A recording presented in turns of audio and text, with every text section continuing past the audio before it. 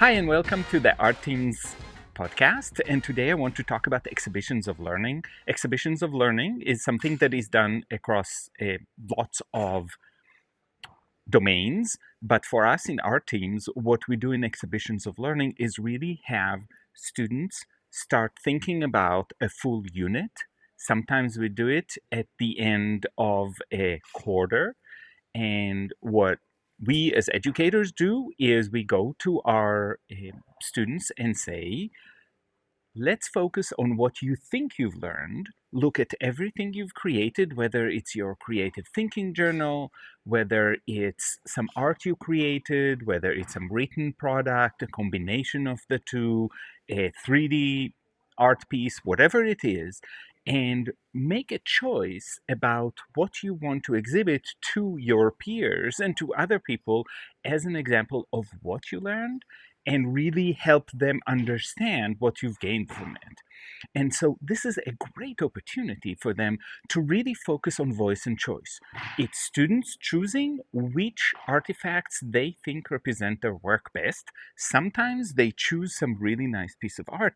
Once in a while, we have students that are choosing things that we wouldn't ever choose, even a spelling test. Obviously, it's not what we would like them to choose, but this is where they are. This is what we mean when we say we've got to meet students where they are. Then we can extend them beyond that, but we got to meet them where they are, and we've seen that in the work. And of course, student voice, we are saying to them, you have everything you've created in the last quarter in this unit. Choose the things that mean the most to you. And one of the possible choices, which we've seen with some students, is choosing everything.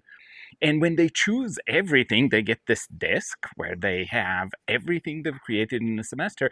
And that shows them often that this was not the best choice. One of the examples that I had a while back is when a student had all of that choice, put everything in, but then she thought through it and she thought, this, whatever you're looking at, I want you to look at this piece. So she actually added a note that says, if you look at anything, please look at this one. So she learned to make that choice, and this is fantastic. If you think about portfolios, if you think about all these decision making that you have to make, that's potential. It is also a great opportunity to show process and not just product, and to show products that are not fully complete. They're still part of an exhibition of learning, because what you're trying to exhibit is not the final product, but what did you learn. So from a time perspective, we saw that it's best to do it at an end of a unit, usually around the 6-week unit.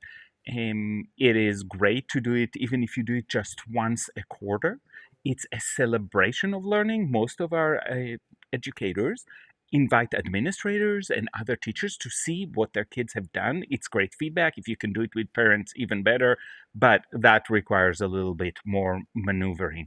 What do kids do during exhibitions of learning? Well, first they have to prepare it, assemble the products they want others to look at. The second thing that they have to do is, once everybody's presented the work around the classroom or even in an alternative space, then everybody walks around and gives comments. And it depends on class size and how much time you have.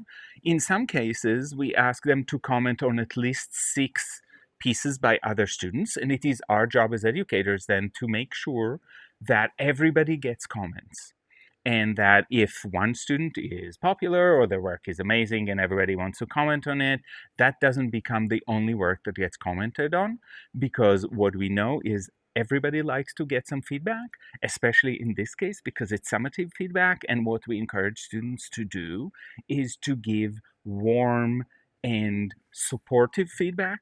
This is not the time. We have, throughout our inquiry cycle, we have lots of opportunities to extend and push each other. But in this point, the product is done. The learning, or at least this segment of learning, is done. Therefore, we want to make sure that our students are getting really positive feedback. We've gone through this as educators, and we do this in our team's professional development. And professional learning is we do our own exhibitions of learning and we give each other feedback. So the two opportunities are: one, you give only 5 or 6 people feedback, it gets shorter, but we need to manage more, or everybody gets feedback to everybody, which means that if you have a class of 20, everybody gets at least 19 or 20 different notes.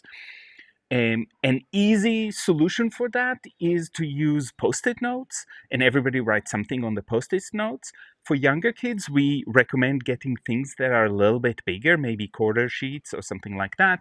Their handwriting tends to be bigger and less clear if they try to write very small, so you want to make sure that others can read what they wrote.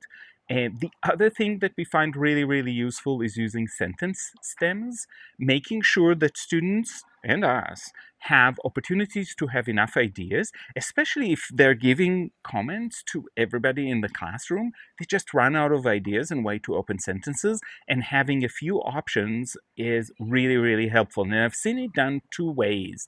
In some classrooms, I've seen it just projected. Using the projector, you have 6 or 7 sentence stems. If the kids are a lot younger, less. The other thing is, I've seen some classrooms where they actually printed the sentence stems on short sheets of paper, and then it's already there, and students can just insert the words that are missing. Again, that is incredibly helpful for very young students, but it's helpful for English language learners. It's helpful for students with disabilities. It's helpful for kids who shy away from writing. And we want to make sure that the most important thing here is not the writing activity as much as it is providing supportive feedback.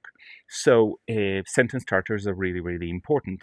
And I want to mention that the exhibition of learning, from our experience, is incredibly important. Kids are very proud of what they've done. What is super important is the notes they get from everybody else. Students tend to treasure these notes. They collect them, they read them again, they love taking them home, and that's amazing because there are very few opportunities for students to actually get that kind of feedback from so many others in their classroom, whether peers, teachers, if an administrator walks in, an administrator, parents. That is a quite amazing feeling. The last thing that I want to emphasize about exhibitions of learning is that they are not our last phase. It's an external phase, but after that, we have to go back to what we've created and what we've learned and synthesize what does it mean to us? What are the things that we've learned from exhibiting and from all of these notes, and really become metacognitive about what do we want to be doing differently or the same if it was great last time. So this time on the Art Teams podcast, we talked about exhibitions on learning, and I'll see you next time.